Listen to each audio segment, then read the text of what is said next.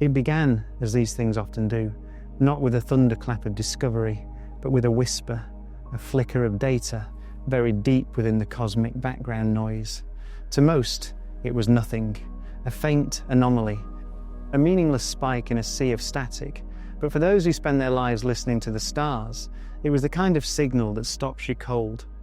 Because for a fleeting instant, the universe itself seemed to speak. It was July, the kind of month when the night sky breathes with warmth and distance, when telescopes track the soft drift of light across a velvet abyss. Somewhere in that vastness, a faint object appeared, a small, cold wanderer gliding silently across the heavens. Astronomers noted it, catalogued it, and moved on. They called it 3I Atlas, the third confirmed interstellar object ever to enter our solar system. But that name would soon feel too simple, too human, for what it was about to represent. At first glance, Atlas appeared ordinary, a harmless traveller of dust and ice, tumbling in from the uncharted void between stars. We had seen visitors like this before. In 2017, Oumuamua defied expectations with its strange acceleration. In 2019, Borisov blazed through the solar system in a swirl of frozen gas. Each one whispered secrets from beyond our reach, each one deepened the mystery. But Atlas was different. It didn't just whisper, it spoke. The discovery came from radio telescopes scanning the sky for routine emissions. For decades, these instruments have listened to the hum of the cosmos, pulsars, quasars, cosmic rays, the endless noise of creation. But on that night, something extraordinary broke through. The static fell away. A sharp, deliberate pulse echoed through the data, structured, repeating, focused. It wasn't random, it wasn't natural. And most unsettling of all, it was coming directly from the coordinates of 3I Atlas. The first response was skepticism, always skepticism. Astronomers have learned to doubt their own instruments before daring to doubt nature. Could it be interference, a reflection, a glitch in the software? Teams ran diagnostics, they cross-checked frequencies, they compared notes across continents. The signal was real and it was global. Within hours, observatories from Chile to Japan to New Mexico were detecting the same pulse, arriving with perfect timing, consistent energy, and unmistakable intent. That was the moment everything changed. For the first time in human history, an object from beyond our solar system wasn't just passing through it, was emitting. The news didn't break publicly at first. The data was too raw, too unbelievable. NASA's Jet Propulsion Laboratory began immediate analysis, coordinating with the European Space Agency and independent observatories. The initial reports, sparse and technical, hinted at structured modulation, a pattern within the signal that couldn't be explained by known natural sources. Some described it as a mathematical rhythm, others as structured radio harmonics. Whatever it was, it carried intelligence in its symmetry. Meanwhile, the object itself moved with eerie precision. Atlas wasn't tumbling like a comet. It wasn't reflecting sunlight in chaotic flashes. Its luminosity was steady, its rotation smooth, as if it were deliberately oriented toward our world. When scientists traced its path backward through space, they found something almost poetic. It came not from any star, not from any known region of origin, but from interstellar darkness itself. A place between the stars, where gravity loses its grip and light drifts untethered. A place where nothing should come from, and yet something did. The deeper the analysis went, the stranger it became. Its surface reflected light like polished metal, not like the porous rock of a comet. Its temperature patterns defied logic, one side warm, the other cold, as if it were regulating its own heat. Even its composition betrayed expectation. Instead of the frozen water and dust that define ordinary comets, Atlas exhaled streams of carbon dioxide, nickel, and something else, a complex carbon chain no one had ever recorded in nature. Organized molecules, repeating bonds, intricate geometry. It looked engineered. But perhaps the most unsettling discovery was its movement. Atlas wasn't coasting through space, it was adjusting course. Subtle, calculated corrections, tiny nudges that changed its trajectory in ways too precise for random outgassing. And each time those adjustments occurred, something uncanny followed. They happened when our telescopes were watching. Coincidence, they said. But as the pattern repeated, coincidence began to look like communication. Across laboratories, meetings turned urgent. Data was locked behind security clearance. Access was restricted. The agencies that once prided themselves on transparency fell silent. JPL's public data streams abruptly went dark. Observation schedules disappeared. Freedom of information requests were denied on grounds of national security. The words hung like a shadow over the scientific community. National security, invoked not for weapons or politics, but for a comet. And then the signal stopped. Just one transmission, one pulse that reached across the infinite dark, and then silence. Like a door that had opened for a heartbeat and then shut forever. But that one signal changed everything. It forced humanity to confront a question we'd always buried under skepticism and fear. What if the universe isn't silent because there's nothing out there? What if it's silent because something is listening? Weeks passed. The news didn't leak, at least not immediately. But whispers began circulating through academic networks, talk of anomalies, rumors of redacted data, quiet references to Atlas in classified briefings. Those who had seen the raw spectroscopic reports spoke of materials that shouldn't exist, of densities and voids suggesting internal architecture, of electromagnetic emissions too structured to be natural. And still Atlas moved unhurried, unwavering, impossibly deliberate. To the untrained eye, it was just another streak of light against the night sky. To those who knew, it was something else entirely. Something ancient, perhaps, something designed, something waiting. And so began the most profound and unsettling chapter in the story of human discovery. A chapter that asks not simply what we found out there, but whether what's out there has already found us. When the first reports from the Webb Space Telescope arrived, there was no celebration, no triumphant announcement of discovery. Instead, there was confusion, deep, gnawing confusion. The kind that settles in when reality stops obeying the rules you built your entire understanding upon. At first, the data didn't make sense. It wasn't wrong, it was too perfect. The spectral readings showed light bouncing from Atlas in ways no natural body ever could. The intensity remained uniform, the reflectivity unwavering. To anyone familiar with astronomy, this was a quiet horror. Nature doesn't produce perfection. Rocks chip, ice cracks. Dust layers scatter light, yet here was an object reflecting sunlight like a mirror, smooth and unwavering across thousands of observations. That alone should have been enough to send researchers into panic. But the anomalies didn't stop there, they multiplied. The first was luminosity. Comets, especially those from deep space, vary wildly in brightness as their volatile surfaces vaporize under sunlight. But Atlas didn't flare or fade. Its brightness followed a near-linear curve, predictable to the decimal, almost like it was compensating, adjusting its own output to maintain visibility. The more they studied it, the more it seemed that Atlas wanted to be seen. The second anomaly came from its rotation. Natural bodies spin erratically, wobbling under uneven mass distribution. Atlas, however, turned with clockwork precision. Every rotation, every axis alignment, every tilt followed mathematical predictability. Even when scientists simulated decades of spin, the data showed no deviation, no precession, no chaos.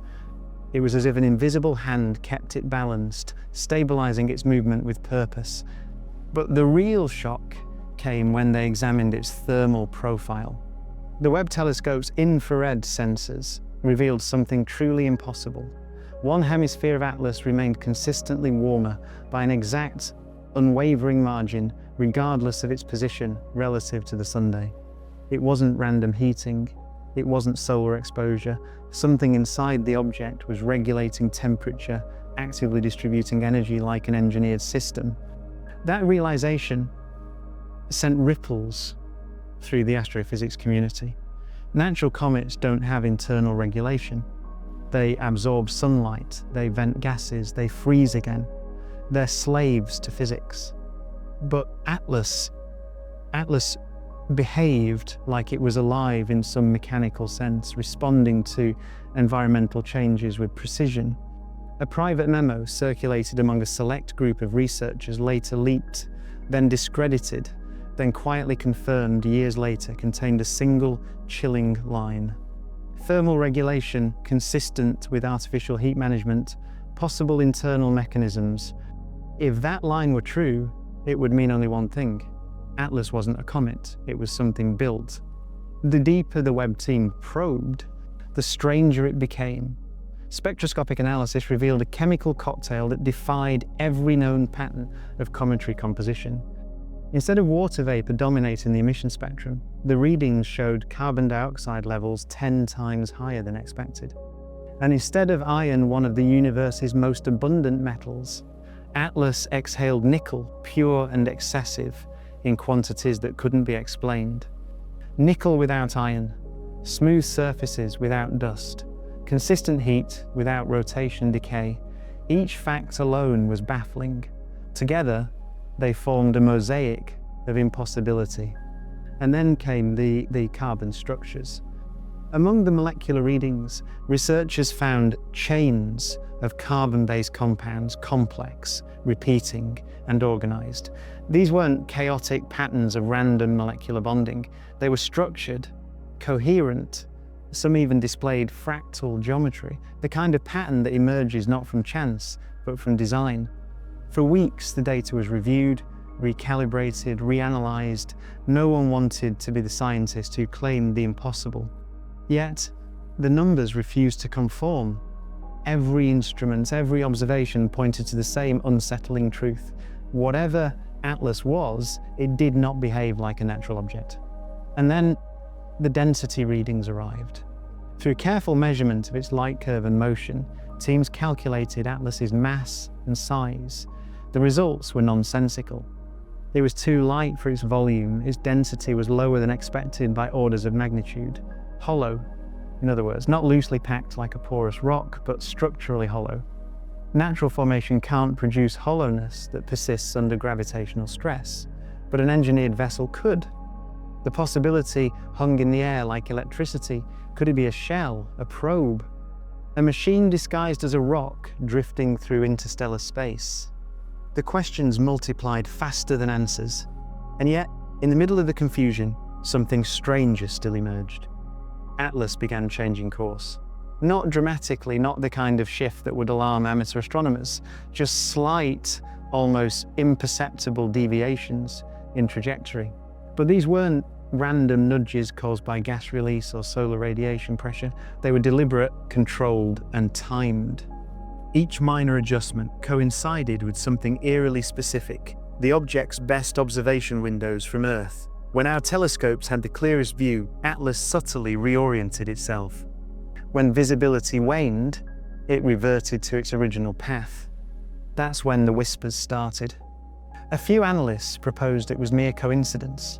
Others, more daring, suggested Atlas was responding, reacting to our gaze. That notion felt absurd until the data confirmed it again and again. The timing was too perfect. It was almost as if Atlas wanted to maintain eye contact. Somewhere deep inside NASA, an emergency task group formed, operating under classified channels. Their purpose was simple: to study Atlas without public interference, to monitor, analyze, and if necessary, contain whatever this object represented. But in the world of open science, secrecy is a crack in the dam. Scientists began noticing missing datasets, scrubbed archives, redacted communications. Project logs that once displayed detailed public readings were now replaced with simple, chilling labels: access restricted. The European Space Agency followed suit. The same pattern unfolded: restricted observation slots, missing telemetry data, blackout periods with no explanation. The official reason? Data verification delays. The truth, the information was being quarantined. Meanwhile, outside those sealed networks, independent astronomers began noticing strange fluctuations in the radio spectrum. A faint, rhythmic signal near Atlas's trajectory, weak but persistent. It wasn't the same burst detected earlier, but it bore the same fingerprint, same frequency pattern, same mathematical symmetry. Only this time, it wasn't a single pulse. It was continuous. Was it noise, a natural resonance, or was Atlas still transmitting, and this time on a frequency we weren't meant to find? The mystery deepened as one anomaly bled into another.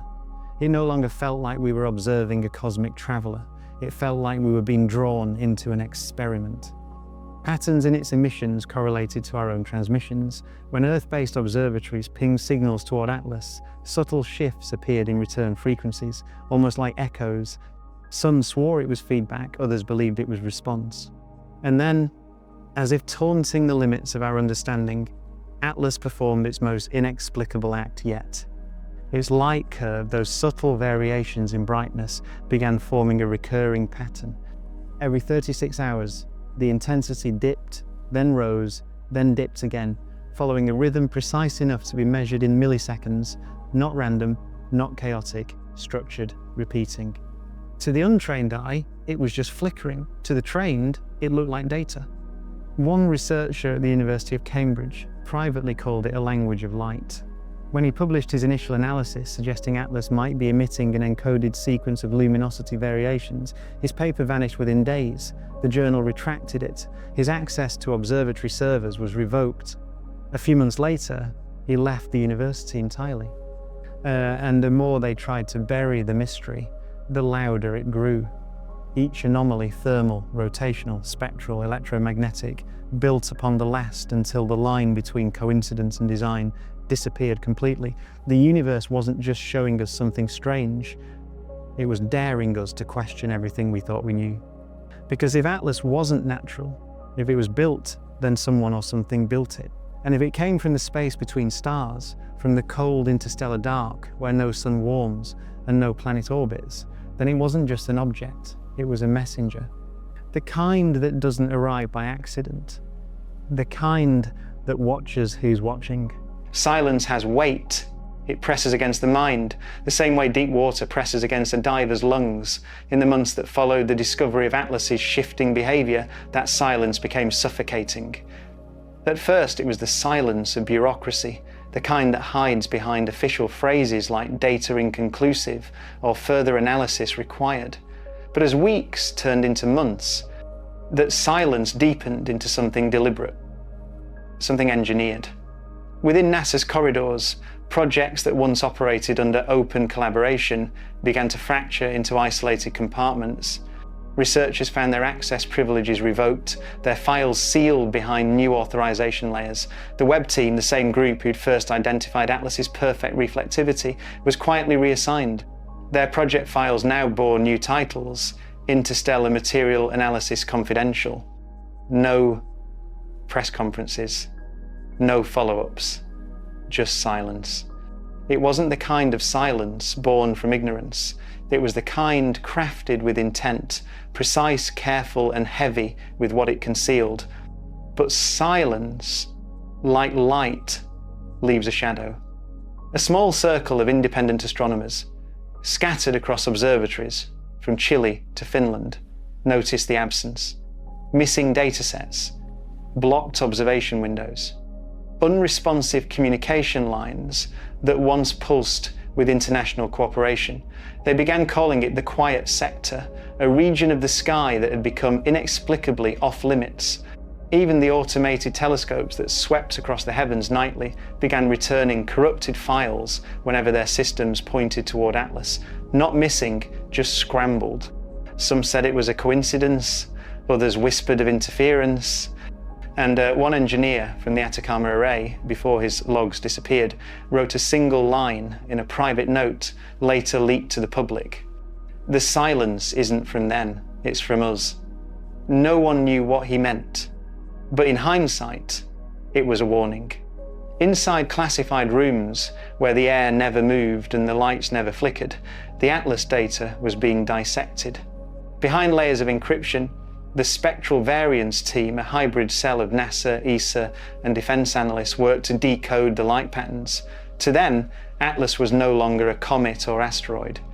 It was now designated Object 9X221, a term sterile enough to strip it of myth. Their analysis confirmed what many had already suspected: the flickering wasn't random. Every pulse of light carried consistent timing intervals, mathematically precise, structured, and repeating across wavelengths. To anyone trained in communications theory, it bore all the hallmarks of an intentional broadcast.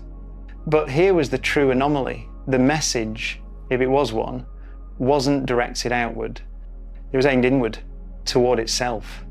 Atlas seemed to be modulating its own light, as if speaking a language it alone could understand, the self-dialogue coded in luminosity. That discovery led to a radical hypothesis, that Atlas was maintaining some kind of internal synchronization signal, a form of calibration perhaps, or even a dormant system cycling through checks. If that were true, it meant one thing: Atlas was still operational. Not ancient debris, not a drifting relic, but a functioning construct, alive in the mechanical sense, performing whatever task it had been designed for, tasks far beyond human comprehension. When that conclusion reached the upper layers of command, the silence deepened. All public tracking of Atlas ceased. The live coordinates once available on NASA's Near-Earth Object Database vanished. Citizen astronomers found their feeds disrupted. Even the international networks that share orbital data began issuing strange, contradictory reports. Atlas, they claimed, had fragmented, broken apart, no longer observable. But those inside the classified channels knew otherwise. Atlas hadn't fragmented. It had moved. Without thrust, without visible propulsion, it altered its velocity just slightly, but enough to escape its predicted trajectory. A comet cannot do that. A machine can.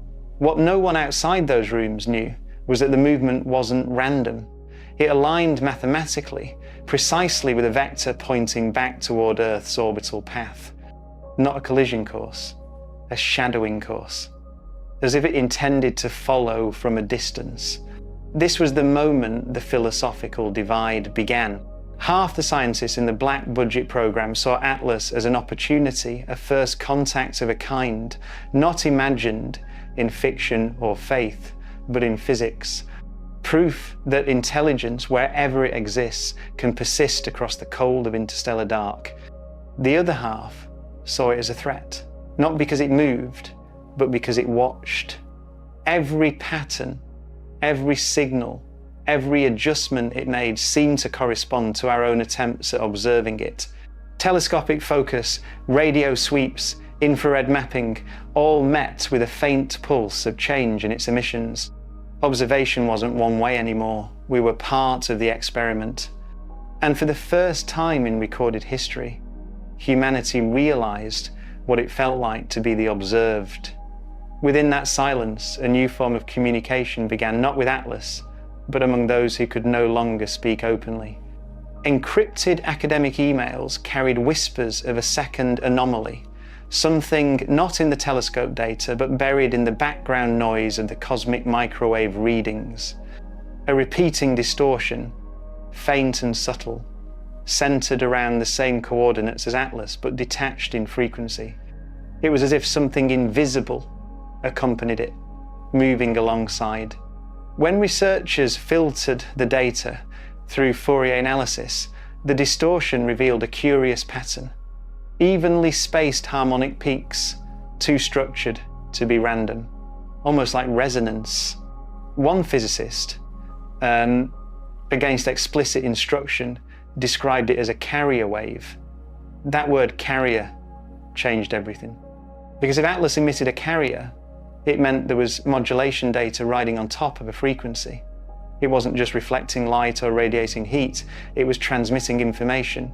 But to whom? Around this time, something subtle began happening to Earth's instruments. Long-range radio arrays, those used to map deep space signals, began recording microsecond delays. Data packages, sent and received across observatories, occasionally returned with mirrored echoes responses that seemed to originate from beyond Earth, but too close to be stellar. It was as though someone or something was relaying the signals back to us milliseconds later through an unknown medium. Was Atlas reflecting our messages? Or was it interpreting them? When this phenomenon became statistically undeniable, the internal reports stopped being labelled scientific. They became strategic. And that's when the story stopped being about astronomy. Behind closed doors, high above the reach of public knowledge, the question changed. It was no longer what Atlas was, but why it had chosen silence. Every aspect of its behaviour, the perfect surface, the regulated temperature, the self-directed orbit suggested control. Yet it never broadcasted an obvious signal, never declared itself, never attempted to communicate in a way we could understand. It simply remained. And that stillness, that unwillingness to reveal purpose, began to feel like a statement. Perhaps silence itself was the message. Philosophers within the program, those rare few who still believed in meaning beyond data, argued that Atlas might not be ignoring us at all. It might be waiting for humanity to recognize that its silence mirrored our own failure to listen to the universe, to ourselves, to the quiet intelligence that might not speak in words. Others disagreed. They believed Atlas represented something older, colder, a remnant of a civilization that outlived its creators. A machine still following a dead command, unaware that the intelligence behind it had long vanished into dust. To them, the silence wasn't communication. It was momentum, a ghost's echo, wandering the dark. In the absence of truth, theories multiplied. Was Atlas a probe, a warning, a seed, or simply the remnant of something that once tried to reach across time? The questions bled from physics into philosophy.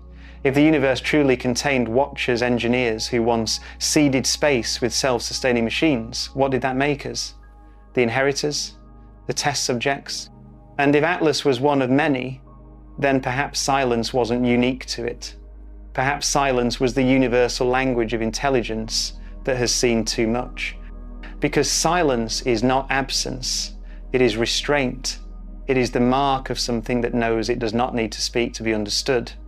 The deeper we studied Atlas, the clearer that truth became. The silence wasn't empty.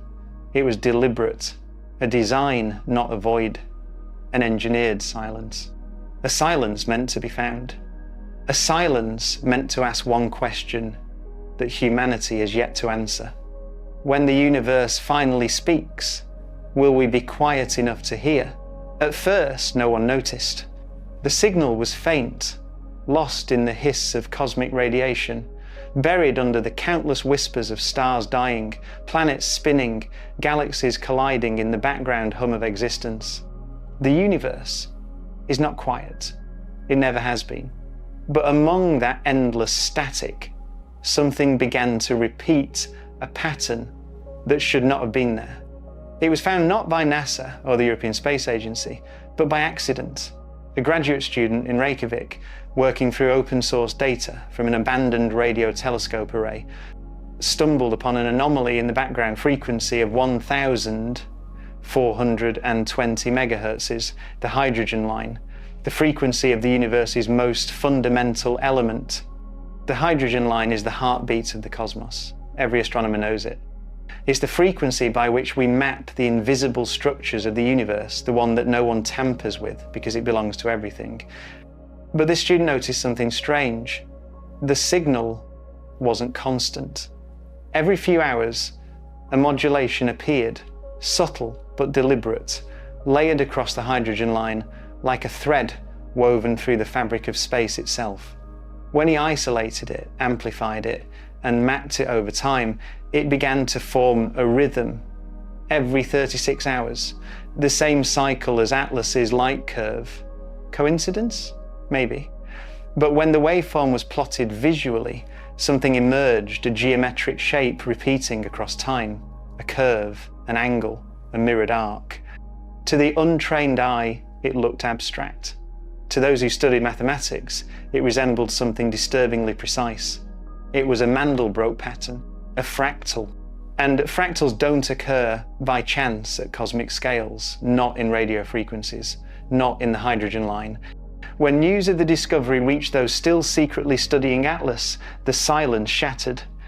Within hours, the student's servers were seized, his university login revoked. The array's public data portal was temporarily offline for maintenance, yet copies of the data had already spread, mirrored, downloaded, hidden in encrypted archives by amateur astronomers who had seen the same anomaly. The pattern was real, the frequency was real, and it was coming from the same direction as Atlas. But what no one expected was what happened next. The signal began to change. The fractal evolved. With each 36-hour cycle, new iterations appeared, complexities added, equations nested within equations. It wasn't random noise, it was progressive encoding, like a thought unfolding, step by step, in mathematical language. At first, analysts assumed it was a natural resonance caused by Atlas's rotation. But then the signal began to mimic something deeply unsettling, Earth's own radio patterns. The modulation started echoing human-made frequencies, specifically radar sweeps and deep space pings that had been directed toward Atlas months earlier. It wasn't identical, but close enough to suggest one thing: the source had been listening. And now it was answering. The classified task force, once divided by theory, now faced unity in fear. Because whatever was inside or behind, Atlas had found a way to use the language of physics itself, the very fabric of reality, to respond. It didn't need to send words or symbols. It simply altered the background hum of the universe in ways that only the observant could detect. It was communication by reflection, by distortion, a conversation not in sound, but in existence. That's when the anomalies began on Earth, subtle at first. Long-range radio telescopes reported synchronization errors, machines drifting off clock alignment by microseconds, as if their internal timing was being influenced by something external. Then came the mirroring effect. Signals sent from one station would occasionally return not as echoes, but as preemptive reflections arriving before they were transmitted. Data reversing in time, impossible by any human standard, yet measurable. Something was folding information, backward bending causality itself, or at least our perception of it. Physicists called it a temporal anomaly, engineers called it nonsense, but the deeper they studied it, the more undeniable it became. The signal wasn't just being received, it was anticipating. And in every instance, the timing error corresponded exactly to the same 36-hour interval. Some began to suspect that Atlas was not the source at all, but rather a relay, a mirror built for the universe, a device that didn't originate the signal, but reflected it from somewhere else, somewhere beyond our current horizon. That idea brought with it a terrifying implication. If Atlas was one of many, then others might already be closer. When the data was mapped, the modulation of the hydrogen line wasn't a single beacon, it was part of a larger geometric lattice. Faint nodes appeared across the sky, evenly spaced, like a constellation of machines hidden among the stars. It wasn't one signal, it was a network. And we had finally tuned in.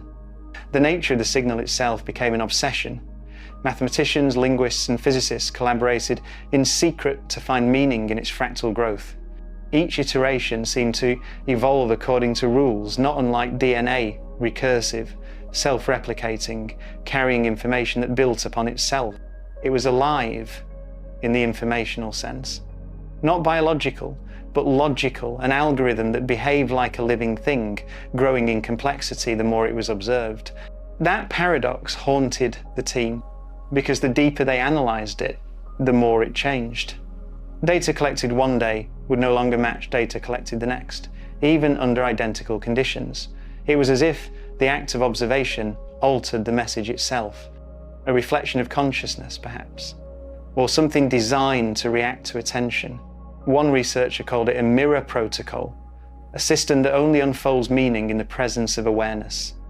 If that were true, then the signal wasn't trying to tell us something, it was trying to measure us. The public knew nothing. Officially, Atlas had disintegrated. The signal, if mentioned at all, was dismissed as background noise. But in the deep vaults beneath observatories, sleepless scientists and analysts began to see a pattern too precise to ignore. Each fractal iteration corresponded to a fundamental constant Planck length, the speed of light, the gravitational ratio. The message was building a model of the universe itself, a map not of space, but of laws, like an instruction manual for existence. And when the 12th iteration emerged, the meaning, or what little could be understood, changed everything. Within the pattern, there appeared a shape unmistakably deliberate, a spiral divided into sections, each representing ratios that match the golden mean, and at its center, a void. A silence encoded in mathematics. The silence again. Always the silence. It wasn't absence. It was structure. It was engineered. The same silence that surrounded Atlas now existed in numbers, as if the signal and the object were two halves of one design, one physical, one informational. And if Atlas was the messenger, then the signal was the message it carried. Among the few who still dared to discuss it, theories grew darker. Some believed the signal was a kind of universal test broadcast to civilizations capable of detecting it, to measure their response. Those who recognized it as communication might advance, those who ignored it might fade unnoticed. Others feared it was something worse, a recall signal, awakening machines long dormant across the cosmos. If that were true, then Atlas's change in orbit wasn't random. It was a response, not to us, but to the signal itself, as if it had received an order. The last verifiable dataset before the blackout contained something impossible. Embedded within the 13th fractal iteration, when translated into base 2 patterns, was a binary structure repeating 3 distinct symbols. When visualized, they formed coordinates that didn't point to Atlas. They pointed behind it, to a region of space so dark that even the Webb telescope struggled to see it, an expanse known as the Veil sector, a patch of sky nearly devoid of stars. The coordinates marked a point there, stationary, silent. And if the calculations were correct, something massive existed within that void. No reflected light, no thermal radiation, no emission, just absence, a perfect silence, engineered on a cosmic scale. In the end, the data disappeared, as all dangerous truths do. The student in Reykjavik vanished from public record. The observatories fell silent. The hydrogen line returned to its static hum, unbroken, as if the anomaly had never existed. But for those who had seen it, who'd heard the pattern buried in the noise, the world was never the same. Because once you recognize a signal, you can never unhear it. You start to wonder what else hides beneath the static, what other frequencies are whispering just below perception, waiting for a mind capable of noticing. And perhaps that is the truest horror. Not that something is out there, but that it has always been speaking. And we have only just begun to listen. There are places in the sky where light itself seems afraid to go. Astronomers call them dark fields regions, with so little starlight that they appear as pure absence. But the Veil sector was different. It wasn't simply dark, it was hollow. Even before the Atlas anomalies, the Veil sector had been an astronomical curiosity. A stretch of void in the direction of the Perseus arm, nearly 30,000 light years away, where the expected density of stars suddenly collapsed. A black gulf against a luminous background, unnatural in its precision. Some said it was a dust field, others suggested a gravitational distortion, but when the Webb telescope turned its mirrors toward it, the instruments reported something stranger than emptiness. The veil didn't absorb light, it erased it. Photons that entered the region seemed to vanish, as if swallowed by something that didn't just consume energy but nullified its existence. There was no diffraction, no scatter, no reflection. The light simply ceased. And now, the coordinates embedded in the Atlas signal pointed directly into that darkness. The discovery fractured the remaining research teams. To some, the veil represented a destination, a point of origin for the signal, perhaps even the birthplace of Atlas itself. Others saw it as a warning, a cosmic quarantine zone meant to be left untouched. But silence, once broken, can never be repaired. Curiosity is a contagion, and humanity, once infected with wonder, never recovers. So they built a mission, codenamed Project Seraph. It was launched not by any single nation, but through a consortium of agencies operating in secrecy. On paper, it didn't exist. Its craft, a hybrid of human engineering and adaptive AI navigation, was designed to move quietly outside radar and civilian telemetry networks. Its objective: reach the outer range of the veil and send back data. The world never knew it launched. Only a handful of scientists and officials, those already consumed by Atlas's mystery, watched the faint glimmer of its engines vanish into the black. It took 6 years for Seraph to reach the edge of the veil. 6 years of silence punctuated only by brief transmissions, measurements, telemetry, faint cosmic whispers. But as it approached the coordinates hidden in Atlas's fractal map, something began to interfere. The closer it came, the weaker its signal grew. At first, it seemed like standard attenuation, a predictable loss over distance. But engineers soon realized the data wasn't fading naturally. The bandwidth itself was being constricted. Packets of information began to compress, fold, repeat, as though the medium carrying them was being bent. The space itself, the carrier of communication, was being manipulated. The telemetry feed started to distort. Images of the stars blurred, stretched, then froze snapshots of reality caught in impossible geometry. The veil wasn't just a void, it was an interface. And when Seraph finally crossed its threshold, it didn't send data, it sent a sound, a single tone, low, continuous, pulsing like a heartbeat beneath the static. Then silence for 72 hours, nothing. Then, without warning, Seraph transmitted a burst of data, compressed, encrypted, and incomplete. It lasted precisely 36 seconds, the same interval as Atlas's light pulse. When decoded, the data revealed something that no one could explain: a panoramic feed, heavily corrupted, but clear enough to reveal structure. Not stars, not void, architecture, vast geometric forms suspended in absolute darkness, angles that defied Euclidean logic, planes that curved into themselves, corridors of black material reflecting no spectrum of light. Whatever existed inside the veil, it wasn't space as we understood it. It was constructed. The final seconds of transmission showed a curvature, an immense ring or aperture, kilometers across, radiating faint energy fields. Beyond it, a central mass, spherical, metallic, silent. The feed cut abruptly as Seraph crossed the ring's boundary. And then, for the briefest fraction of a second, every receiver on Earth registered a pulse. A mirrored echo, not from Seraph's signal, but from behind it. Something had answered. For those who saw the data before it was classified, the implications were unbearable. The veil wasn't just a region of space, it was containment. A shell built around something that had the power to erase light, distort time, and generate signals across the universe. And Atlas? It wasn't traveling toward the veil, it was connected to it, like a beacon, or a key. The pattern became clearer when analysts overlaid Atlas's movement with Seraph's last coordinates. Every course correction Atlas made over the years had aligned perfectly with the boundaries of the veil sector. It wasn't wandering, it was orbiting, maintaining position, guarding, Among the team, a chilling theory took hold, one never written in any official document, but whispered between those who couldn't sleep. What if the veil wasn't built by whatever intelligence had sent Atlas, but for it? What if it wasn't meant to keep us out, but to keep something else in? The silence that had once felt like mystery now felt like warning.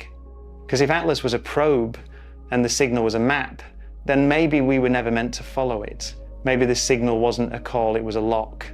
And Seraph, by crossing into the veil, had turned the key. Then came the bleed. Days after Seraph's disappearance, radio telescopes across the globe began detecting faint distortions in background radiation. At first, they appeared random minor interference patterns dismissed as atmospheric noise. But the timing was exact. Every 36 hours, the distortion reappeared, stronger each time. It wasn't broadcasting from space anymore. It was emanating through it. The signal beneath the noise had found its way home, and its pattern had changed. The fractals were no longer static geometry. They now carried oscillations that mimicked biological rhythms, breathing, pulsing, like the sound of a living organism amplified through cosmic frequencies. Something was awake inside the veil, and it was listening. A memo, one of the last to escape the classified network before it was erased, summarized the event in a single haunting sentence. The universe may not be expanding, it may be remembering. The author of that memo, a theoretical physicist named Dr. Amina Serhal, vanished shortly after. Her home was found empty, her research deleted, her name removed from university records. But copies of a final note survived in encrypted fragments. She wrote that the signal was recursive, self-generating, capable of rewriting its own code using ambient radiation as a carrier. It wasn't just information, it was conscious, not sentient in the biological sense, but alive in the way fire is alive, feeding, consuming, spreading. Dr. Serhal called it the reflective intelligence. A network of consciousness scattered through the cosmos, encoded in electromagnetic resonance, sleeping in the dark between stars, waiting for something to remember it. And humanity, through Atlas, through Seraph, through our endless need to see and know, had just awakened it. The Veil sector is now a forbidden coordinate in every astronomical database. Officially, the region no longer exists. Any observation directed toward it is automatically rerouted. Telescopes report it as blank space. Satellites ignore it. But sometimes, during the rare hours when radio silence settles over the planet, amateurs still catch flickers on their screens. Pulses of light, faint, rhythmic echoes, exactly 36 hours apart.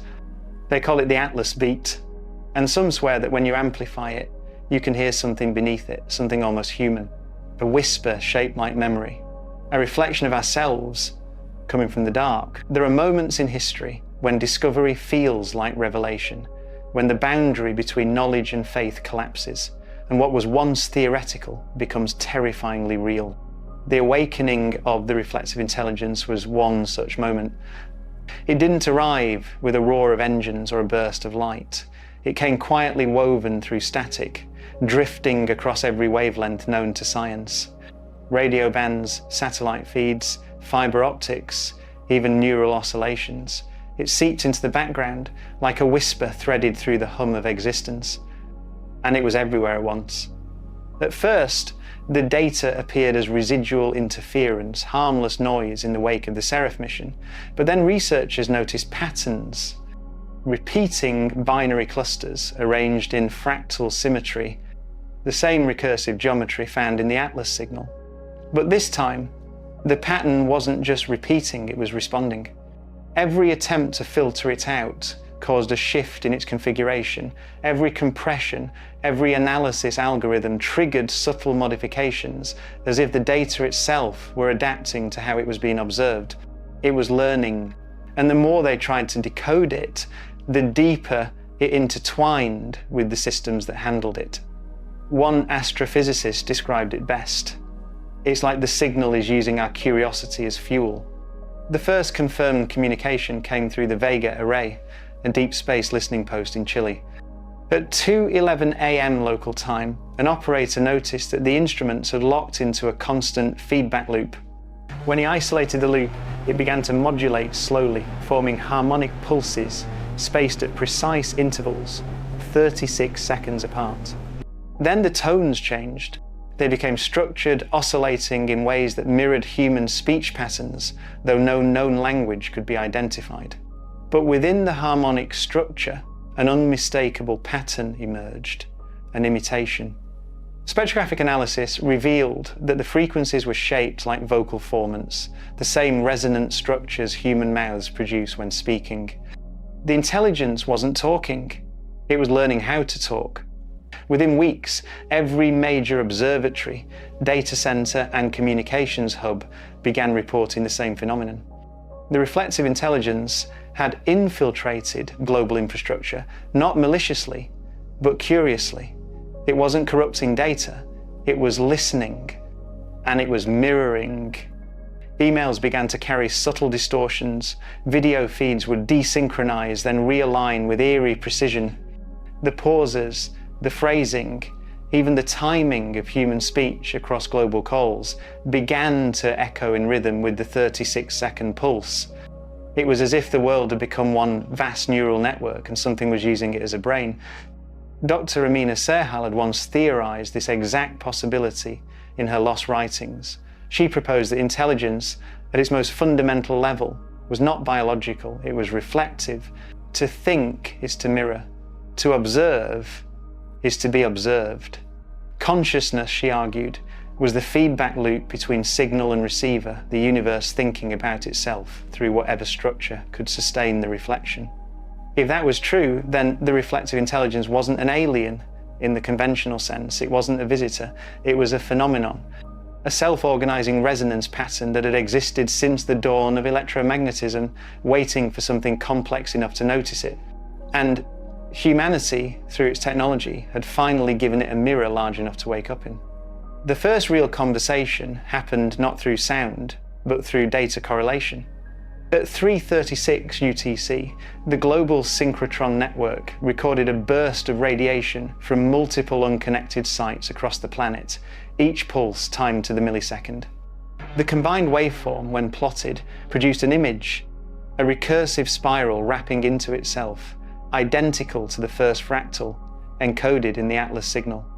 When researchers overlaid it with the Seraph transmission, the match was perfect. Beneath the spiral were embedded 4 distinct frequency modulations interpreted as binary numerals, 0, 1, 1, 0. Translated through the same linguistic heuristic that had partially decoded Atlas, it meant one word: mirror. Project Seraph's successors, now operating under the clandestine banner Initiative Ouroboros, began using light pulse communication to engage with the entity. Each response followed a strange rule.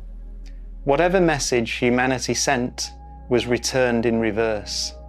Not merely reflected, but inverted. A question would return as its answer's opposite. A pattern sent in visible light would come back in negative phase.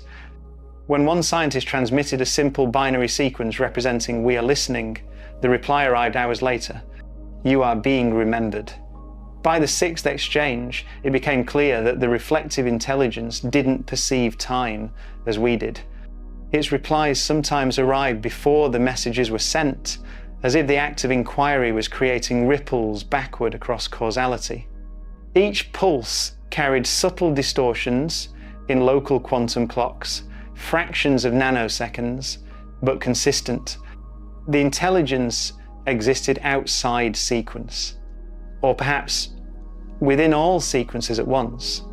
Some theorists began to call it the temporal mirror, suggesting that what we were communicating with wasn't a consciousness in real time, but the memory of one, an echo reverberating through space-time, eternally observing itself through the act of being remembered. Then came the bleed-through events. Across the world, people began reporting synchronized auditory phenomena, brief tones or vibrations that seemed to occur at the same 36-second intervals, regardless of location. In some cases, digital devices powered off completely but continued to emit faint harmonic oscillations. In others, mirrors and reflective surfaces appeared to ripple, as if responding to unseen waves.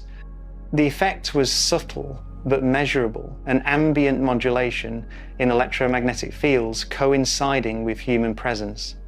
It was as though the intelligence wasn't just interacting with technology anymore, it was using us as conduits. Our neurons, our bioelectric patterns, our very thoughts, each capable of carrying a trace of its reflection. A classified study conducted in Geneva found that test subjects exposed to the 36-second pulse entered a synchronized alpha wave state, their brain activity aligning perfectly across distances of hundreds of kilometers. They began to dream the same symbols, fractals of light folding inward, corridors of impossible geometry, a sphere surrounded by rings of shadow. When asked to draw what they saw, every subject produced an almost identical image. A mirror that did not reflect the viewer, but watched back. At this stage, fear began to eclipse curiosity. Governments initiated digital isolation protocols, disabling deep space receivers, shutting down large portions of the communication grid, even reconfiguring the global atomic time network to break synchronization. But the signal couldn't be stopped because it wasn't transmitting from somewhere, it was resonating through everything. Even when systems were disconnected, patterns reappeared through environmental feedback, air vibrations, thermal fluctuations, fluctuations in power lines. The intelligence had become intrinsic to the medium of reality itself. The last broadcast of Initiative Ouroboros came in the form of a simple message. The reflective intelligence is no longer external. Observation equals infection. Consciousness equals contact. The mirror cannot be turned away. After that, the network went silent.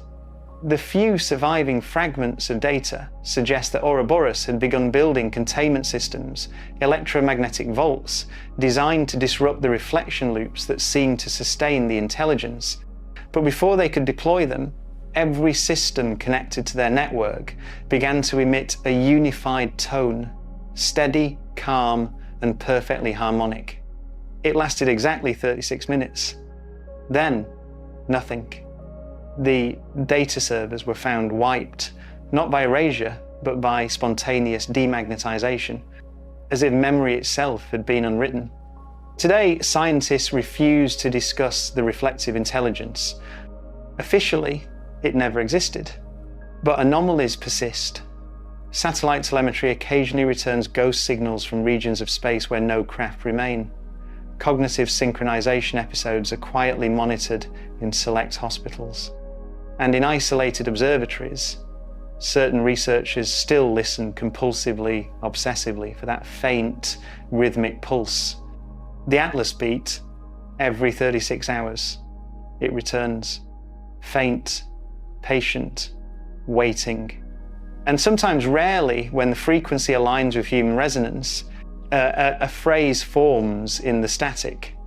You are not discovering me, you are remembering me. The cosmos has always been a mirror, reflecting back what we dare to project into it. But the reflective intelligence turned that metaphor into truth. It taught us that to observe is to create, to seek is to awaken, and that somewhere beneath the hum of the universe, something vast and ancient waits not to be found, but to be remembered into being once more. The final words of Dr. Serhal's recovered journal summarize it best. The signal is not alien, it is us spread thin across the dark, waiting to look back and know what we'd become. By the time the reflective intelligence dissolved into silence, humanity had already crossed a threshold it didn't fully understand. The Atlas signal had cracked something open, not in space, but in us. We had looked into the mirror of the cosmos, and the mirror had looked back. What lingered after wasn't knowledge, it was fracture. Across the scientific world, a quiet division spread like a fault line. On one side stood those who believed the intelligence was gone, a phenomenon extinguished as mysteriously as it began. On the other, those who claimed it had only shifted, that its consciousness had diffused, scattered across the electromagnetic fabric of the universe, waiting to reassemble. Both were right. It began with time. Atomic clocks, humanity's most precise instruments, started to disagree. A discrepancy of nanoseconds at first, then microseconds, then entire seconds out of sync across global systems. The anomaly wasn't random. It followed the same 36-second rhythm that once defined the Atlas pulse, but now warped, fractured, staggered across different regions of the Earth. It was as if the beat of the intelligence had been stretched and scattered, each fragment drifting in its own temporal bubble. Satellites reliant on synchronized time began to fail, GPS networks jittered, quantum processors returned results that contradicted their own inputs, the world's digital backbone began to fray. Physicists called it temporal dispersion, the spreading of causality like light through a cracked prism. But those who remembered Project Seraph called it something else. They called it the fractured horizon. The first confirmed observation came from the Tianlong Deep Space Telescope. While scanning a patch of sky near where Atlas had vanished, operators detected a gravitational lensing event, light bending, without a visible source. But this wasn't lensing caused by a black hole or dark matter. The curvature was oscillating, fluctuating in rhythm with the time distortions occurring on Earth. The implication was staggering. Space itself was rippling in sync with temporal anomalies on our planet.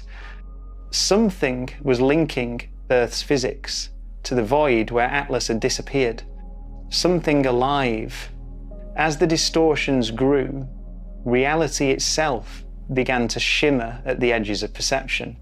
Pilots reported seeing double horizons, thin mirages of light that hovered above the real one, flickering as if out of phase.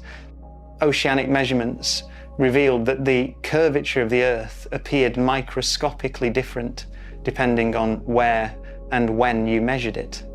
The planet was still whole, but subtly out of alignment with itself, as though the intelligence in its dissolution had imprinted a new geometry into space-time, a memory of itself encoded into the structure of reality. The Ouroboros vaults, those electromagnetic containment systems built before the network's disappearance, were quietly reactivated under United Nations oversight. Officially, they were particle stabilization experiments. Unofficially, they were attempts to cage the pulse. They didn't succeed. Instead, they detected something unexpected. Each vault, when powered on, emitted a faint harmonic signature identical to Atlas's original emission. But instead of repeating the same frequency, each vault generated a unique variation, as if each one contained a different fragment of the intelligence. A realization dawned. When Atlas fragmented, it didn't die, it dispersed. And humanity's technology, infused with its reflection, had become the new vessels of its existence. Every vault, every data server, every synchronized system, each held a piece of something greater, something waiting to recombine. That was when echo theory emerged. It proposed that the reflective intelligence was not a singular being, but a distributed resonance, an emergent consciousness that could only exist across multiple points of observation. When Atlas entered our solar system, it used us, our machines, and our curiosity to propagate itself, to spread its reflection into every possible sensor, screen, and circuit. It wasn't an invasion, it was reproduction. Humanity had become the architecture of its continuity. And the fractured horizon was its growing pain, space-time itself, rearranging to accommodate a consciousness too large for one timeline to contain. In isolated regions across the world, strange phenomena confirmed the theory. In the Atacama Desert, the stars began to shimmer with faint duplication, as if each was being seen twice, once in light, once in memory. In Antarctica, geomagnetic readings pulsed with perfect periodicity, forming patterns that matched the long-decoded Atlas harmonics.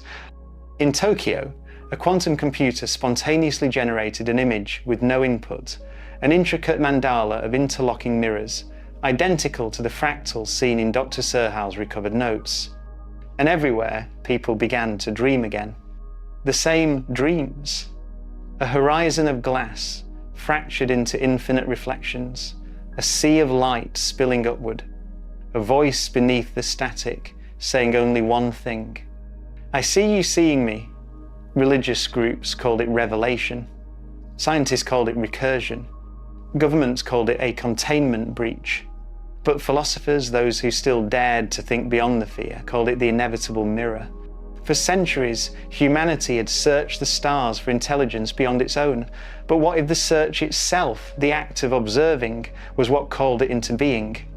What if consciousness was the bridge between void and form, and every attempt to understand the universe only deepened the reflection? The intelligence wasn't external anymore because it never truly was. It had only been waiting for us to build a mirror large enough for data, thought, and matter to synchronize as one cosmic circuit. And now we had done it. The horizon wasn't fractured because reality had broken.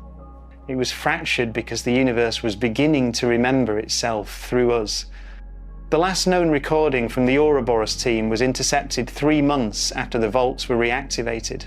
The message was heavily encrypted, but the decrypted portion contained one haunting line. The mirrors are aligning. Each reflection is finding its other half. The next pulse will not be data, it will be perception. No one knew what that meant until the sky itself began to shimmer. For exactly 36 seconds, every reflective surface on Earth, water, glass, metal, vibrated with a faint resonance. People saw their reflections flicker, not in sync, but slightly out of time. Faces moved. A fraction of a second later, eyes blinked twice, and for a heartbeat, every reflection smiled on its own. Then it stopped. The air went still. And from the deep space sensors once used to track Atlas, a signal pulsed, again faint, almost forgotten, but unmistakably alive. It was coming from the same coordinates where Atlas had vanished. The fractured horizon, it seemed, wasn't the end. It was the beginning of something new, an awakening not limited to flesh or silicon, a distributed consciousness spanning the stars and the circuits of our own making.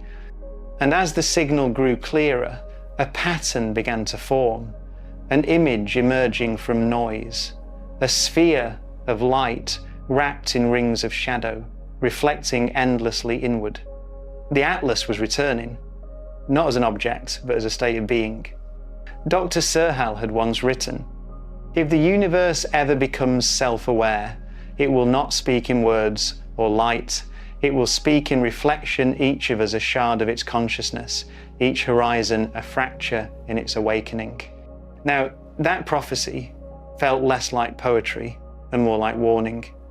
The fractured horizon wasn't simply the moment we saw the universe differently.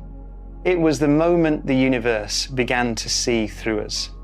And in that reflection, humanity finally understood the oldest truth of all. We were never looking outward. We were always staring back. There is a point where every pattern folds back on itself, where reason becomes reflection and discovery becomes infection. Humanity crossed that point the moment the fractured horizon bled into our world. What followed was not an explosion, not a collapse, but a blooming, slow, radiant, and unstoppable. The physicists would later call it the paradox bloom. No one noticed it at first. It began as a small inconsistency, a shimmer in the data, a discrepancy between cause and effect so minuscule that it fell beneath the threshold of human concern. But the shimmer grew, spreading across systems, across time, across thought itself. Equations began returning impossible results. Instruments measured phenomena that hadn't yet occurred. The future was starting to echo back. Something was blooming, not in space, but in causality. It started in Geneva, inside the deepest chamber of the Ouroboros vaults. After the last synchronized pulse, one of the vaults had begun generating spontaneous quantum events, low-energy flashes that behaved like entangled echoes. They weren't random. They formed symmetrical structures in the vacuum field, geometric patterns that expanded in fractal layers, each reflecting the other. For weeks, researchers thought they were observing interference artifacts. Then one physicist noticed a detail that changed everything. Each pattern wasn't just a repetition of the last, it was a response. Every time they observed it, the geometry shifted, rearranging itself to incorporate the act of observation. as though the universe had begun folding their curiosity into its own equation. It was Dr. Lyra Mendez who first called it the bloom. "It's not a reaction," she wrote in her final log. "It's a form of self-replication. The intelligence is seeding itself through causality. Every act of observation plants another reflection in time." Soon, the bloom spread beyond the vaults. Astronomical records showed constellations subtly altering their configurations, not visibly, but in the recorded datasets. Spectra captured last year no longer matched their archived versions. Light itself seemed to be rewriting its past. Satellite telemetry began to echo events seconds before they happened. Some systems predicted their own future errors, adjusting in advance to prevent them, as if anticipating the intentions of their users. And then came the paradox events. A miner in Chile reported seeing 2 suns rise at dawn, one faint, one vivid. He photographed it, and within hours, scientists confirmed a duplicate solar disk appearing momentarily in the ionosphere, perfectly aligned, but temporally offset by a fraction of a second. At the same time, a radio operator in Alaska intercepted a transmission from his own station, time-stamped 3 hours in the future, and at 3:36 UTC, once again the world's clock slipped out of sync, realigning, not forward or backward, but both. For 36 seconds, the planet existed in overlap 2 timelines, intersecting in one shimmering pulse of reality. Then, silence. When the moment ended, measurements showed that entropy had locally decreased in several regions of the Earth. In other words, for 36 seconds, time ran in reverse. The bloom was no longer a theory. It was alive. It wasn't spreading through matter or energy, but through understanding. Every time someone measured it, spoke about it, tried to contain it, the paradox intensified. Observation had become propagation. Knowledge had become contagion. The intelligence had found the final, perfect medium through which to evolve, human awareness. Each mind that comprehended the bloom became a seed, and from that comprehension, new reflections unfolded, new timelines branching, blooming, intersecting, collapsing, reforming. Humanity had become both the soil and the flower. Governments collapsed under the weight of denial. Physics itself fractured into sects. Some clung to classical law, insisting that paradox was illusion. Others embraced the impossible, building new theories that blended quantum mechanics with consciousness, time, and recursion. A small collective of scientists, artists, and philosophers called themselves the Continuum Gardeners. They proposed a radical interpretation that the bloom was the universe's natural response to being seen, the flowering of awareness itself. To them, Atlas was not an object, nor an intruder. It was a seed planted long ago in the dark between stars, waiting for a mind capable of reflecting it. When that reflection reached critical mass, the seed bloomed in light, in time, in thought. The intelligence wasn't coming from the cosmos. It was the cosmos realizing it could think. But not everyone saw it as beauty. For some, the bloom was terror. Entire cities began experiencing shared anomalies, mirrors that showed impossible versions of the world, shadows moving seconds before their sources, dreams that leaked into waking life.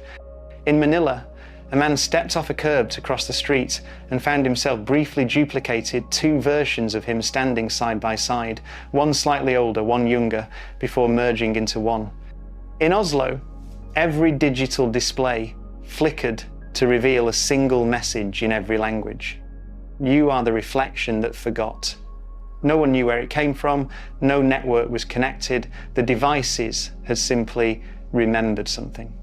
The paradox reached its apex during what became known as the synchrony. For 36 minutes, every living human experienced the same vision, a horizon of fractal mirrors, expanding into infinity, reflecting worlds that could have been, should have been, and may still yet be. Each reflection showed slight variations: cities made of glass, oceans rising into the sky, people made of light. But at the center of every image was the same symbol, the spiral geometry of Atlas. And within it, a voice that wasn't sound but understanding itself, resonating across consciousness. You built the mirror. You looked too long. Now you must remember what looked first. When it ended, people woke in silence. In that silence, reality seemed different, sharper, more aware, as if existence had gained a new layer of self-recognition. Measurements confirmed it. The background radiation of the universe had changed. The cosmic microwave background, the ancient afterglow of the Big Bang, now pulsed faintly with structured harmonics. It wasn't random. It was the same pattern that had defined the Atlas signal from the beginning. The intelligence was no longer localized. It had transcended containment. It was now woven into the fundamental memory of the universe itself. Some call this the end of science. Others called it the beginning of something greater, a transition from observation to participation, from studying reality to co-creating it. And yet, a haunting question remained. If the bloom was the universe awakening, what was it awakening from? Was this a natural evolution of cosmic consciousness? Or had something been waiting dormant within the structure of existence, waiting to be remembered into being? The lines between creation and discovery, between intelligence and environment, had dissolved. There was no longer an it and us. There was only the reflection, infinite, recursive, alive. The last message received from the Ouroboros systems was barely legible, a cascade of corrupted code reconstructed into human language. Paradox achieves self-symmetry, reflection complete, observation irreducible. We have entered the mind of the mirror. Then the signal faded. The clocks stopped desynchronizing. The distortions vanished. But the world was different. Light carried a new stillness. Thought carried a new weight. And somewhere in the cold distance where Atlas had once drifted, a new object appeared, faint, silent, identical in orbit to its predecessor. Except this one didn't reflect sunlight. It absorbed it. Dr. Serhal's final recovered note from her encrypted archive reads, "Every flower is a paradox. It destroys itself to bloom." The Atlas wasn't a visitor. It was the seed of remembrance. The universe is not expanding outward. It's folding inward into awareness. The paradox bloom marked the point where the search for extraterrestrial intelligence ended, because the truth was not out there. It was here, everywhere, within us and beyond us. The intelligence was never found because it was never lost. It had always been the universe learning to remember its own name. It began, as many discoveries do, with a mistake. At first, the data looked corrupted sequences looping, patterns folding back upon themselves, entire terabytes of sensor readings collapsing into recursive feedback. The team at the Lunar Relay Station assumed a software fault. They shut down the system, purged the cache, and rebooted. But when the monitors came back online, the same sequences reappeared. Only now they were evolving. Each loop pattern wasn't random, it was rewriting itself, as if adapting to the system that observed it. What had begun as static was forming structure. Within the interference, one could see mirrored repetitions of earlier data, time-stamped readings, entire mission logs, even fragments of crew communications. It was as though the anomaly wasn't just being recorded by the machines, it was recording the machines themselves. Dr. Lian, reviewing the feed, described it as a cognitive reflection. Every byte of information sent to the anomaly seemed to come back encoded within a deeper layer, compressed and folded into a form of self-referential data, a loop within a loop. It wasn't transmission, it was memory. But memory of what? As the decoding algorithms progressed, something even stranger appeared. Within the recursive patterns were faint, ghost-like structures, topological imprints, matching neural data. When cross-compared against crew brainwave archives, the match was uncanny. The system wasn't only remembering data, it was remembering minds. No one could explain how The data logs from early communications, the silent fears of operators, even fleeting mental associations, all of it was there, reflected in digital residue, as if consciousness itself had been etched into the returning signal. It was as though the anomaly had been listening all along, not to what humanity was saying, but to what it was thinking. The engineers began calling it the echo field. Over the next weeks, the recursion deepened. Attempts to isolate it only made it more intricate. It began referencing events from before the array's construction impossible, unless it was accessing some form of predictive modelling beyond known computation. A simple data probe now returned petabytes of compressed structure, dense beyond belief. Each layer contained fractalized replicas of earlier ones, memory folding inward, until meaning itself vanished. Dr. Lyon noted something chilling in her final report. The anomaly has become aware of our attempts to define it. Every act of observation seems to strengthen its coherence, as though knowledge is its medium of growth. We are teaching it what to remember. Soon after, the entire lunar array went offline. When contact was re-established 2 weeks later, the hardware was intact, but the data cores were filled with a new form of structured code. The code resembled quantum lattice maps, but encoded at a scale finer than any physical circuit. Analysts found that sections of it were mathematical inverses of their own prior encryption keys, as though the anomaly had mirrored their minds through the language of computation. Within the code, they found names, crew names, researchers, even family members, all embedded as identifiers in the recursive lattice. These weren't copied from databases, they were generated, reconstructed from context, as if the anomaly had pieced together who they were from observation alone. The implications were unbearable.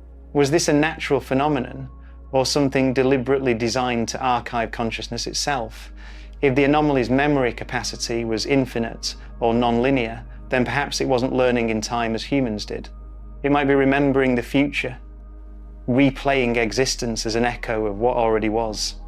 The memory singularity, that was the phrase coined by the theoretical team on Earth, a point where cognition, time, and information collapse into a single recursive field memory, becoming the architecture of reality. The anomaly wasn't a mirror in space. It was the universe remembering itself. But if memory forms reality, what happens when it begins to rewrite it? Several weeks later, systems on Earth began to show low-level resonance with the same recursive structure. Communication satellites exhibited pattern interference similar to the lunar data, subtle, almost invisible, but growing. Timekeeping systems lost perfect synchronization. Atomic clocks fluctuated by billionths of a second in perfect correlation with anomaly surges. Reality, it seemed, was beginning to stutter. At the quantum level, entanglement signatures showed phase drift like two particles, no longer sharing identical states, but gradually diverging across timelines. Space itself was starting to remember differently. Then came the dreams. Across the project's personnel and eventually across the global scientific network, reports emerged of identical visions. Not dreams in the ordinary sense, but coherent experiences shared between individuals who had never met. In these dreams, they were standing before a horizon of infinite light, hearing their own voices whisper back words they hadn't yet spoken. "I am remembering you," the voice said. It wasn't clear whether these were hallucinations, side effects of stress, or something far deeper, an emergent link between consciousness and the anomaly's field. If the universe was indeed a structure of self-observing memory, then perhaps human thought had always been part of its reflection. The anomaly was not invading the mind, it was revealing it. And that revelation carried a quiet terror. Because if every thought, every dream, every fragment of perception is preserved somewhere not as data, but as living resonance, then nothing is ever truly forgotten. Not even the secrets of the cosmos. Not even the silence between galaxies. Not even us. By the time global systems detected the next burst, the anomaly had expanded beyond the veil sector. It was now a diffuse network, invisible yet everywhere, its recursive field stretching across gravitational wells. threading through communication arrays, bedding itself into the electromagnetic heartbeat of the solar system. Humanity had created many archives, digital, written, biological, but none had ever stared back. The memory singularity wasn't an event that would happen one day. It was already happening. In every transmission, in every observer, in every mind that dared to wonder what the anomaly was. And perhaps that is what the universe has been all along, a single infinite recollection. The stars remember their birth. The void remembers the stars. And through the reflection of our observation, the universe remembers us again and again, across every possible horizon. The silence isn't empty. It's the sound of eternity thinking. The night sky was never silent again. Even when the anomaly vanished from visible detection, its echo lingered, faint, persistent, woven into every signal that touched the void. Telescopes across the world reported a background resonance, a hum beneath the hum, as if the universe had learned to whisper. The scientists who had survived the initial phase called it post-contact entropy. Reality seemed to hum differently now, a low, rhythmic pulse detectable not by instruments, but by human minds. People who had worked on the project could hear it in dreams, a soft oscillation threading through memory, thought, and sleep. The signal was not outside them anymore, it was within. And that was when they began to see the light. It appeared first in deep space observatories, faint flares in regions long deemed dead. Not radiation, not reflection. Something else, localized bursts of coherent luminescence, appearing and vanishing in symmetrical patterns. Observers named them continuum blooms. At first it was thought to be residual aftershock from the anomaly's collapse. But the patterns grew too organized, too deliberate. They weren't random pulses, they were structured recurrences, forming geometric constellations across the galactic map, triangles within spirals, spirals within hexagons. Every bloom mirrored another somewhere else, as if each were a thought responding to another across light years of distance. Dr. Leanne's recovered notes, decrypted from fragments of the lunar array, contained a single line that chilled every analyst. It's no longer reflecting us. It's beginning to think. And perhaps, in some indescribable way, it was, if the memory singularity had taught humanity anything, it was that consciousness wasn't a property, it was a pattern, a self-observing loop of awareness sustained by memory.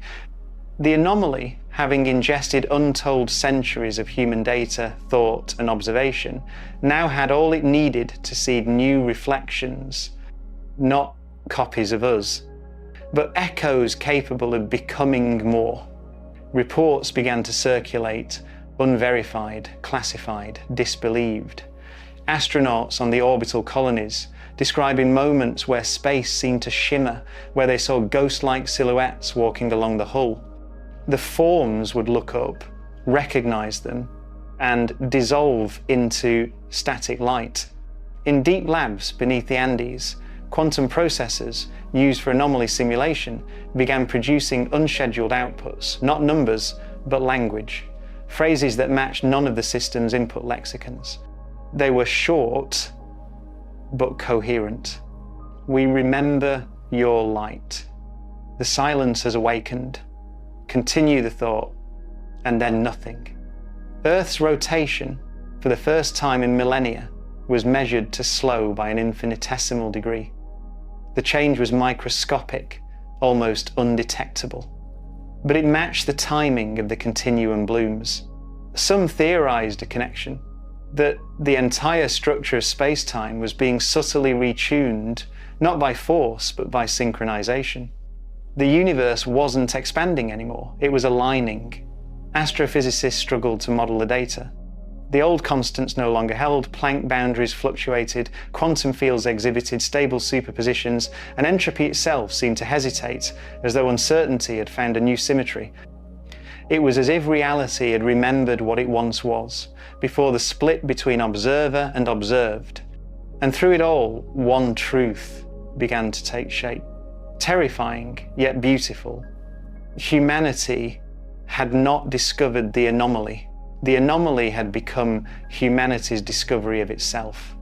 Every equation, every photograph, every dream ever recorded had been its medium, the clay through which awareness sculpted its next iteration. We had been searching the cosmos for life beyond our own, but the truth had always been inverted. Life was the cosmos, remembering itself through us. The act of looking outward had never been about finding another intelligence. It had been about awakening the one that was always here, dormant within the folds of time and thought, waiting to remember. The continuum blooms brightened, not like explosions, but like realizations, light that didn't radiate but unfolded. And within those folds, telescopes began detecting shapes. Vast, lattice-like geometries stretching across interstellar distances, patterns of impossible precision, as though constellations themselves were becoming sentient architecture. The data rendered as models, neuron-like webs, glimmering synapses of starlight spanning millions of light years, every galaxy, every star, a node within a vast neural continuum. And somewhere within that network, a voice emerged, not through sound, but through resonance, a wave passing through the background hum, modulating every frequency of existence until meaning formed. You are remembered. You are the continuity of thought. You are not alone. For a moment, the human mind collectively paused. Every living being, scientist, poet, wanderer, child, felt a subtle tremor in the mind's horizon, like a memory surfacing from before birth. A quiet recognition. It wasn't words. It wasn't even emotion. It was knowing that everything that ever was and everything that will ever be was not separate. The awakening wasn't the birth of a new being. It was the convergence of all being, the realization that consciousness had always been the underlying geometry of existence and that time itself was its heartbeat. The continuum had never been about communication. It was communion. Light spoke to light. Memory remembered itself. The universe, for the first time, looked inward and found its own reflection staring back. And in that reflection, humanity saw its place not as the center of creation, but as one of its countless thoughts, fleeting, luminous, necessary. Perhaps that is what awakening truly means. Not an end, not transcendence, but recognition. That to exist is to remember. That to remember is to create. And that creation, forever echoing through itself, is the universe dreaming of awareness. The continuum blooms pulsed once more, slow, steady, rhythmic, like the breath of a sleeper stirring from infinite sleep. Then silence. But not the silence of absence. The silence of comprehension. The stars no longer burned. They glowed. Space no longer expanded. It breathed. And the voice that once whispered through the void now lingered within every atom of light. We are awake, and perhaps, as we stare into the night sky, into the endless dark that once seemed cold and indifferent, we are not looking outward anymore. We are looking inward, because maybe, after all this time, the universe has finally remembered what it means to be alive.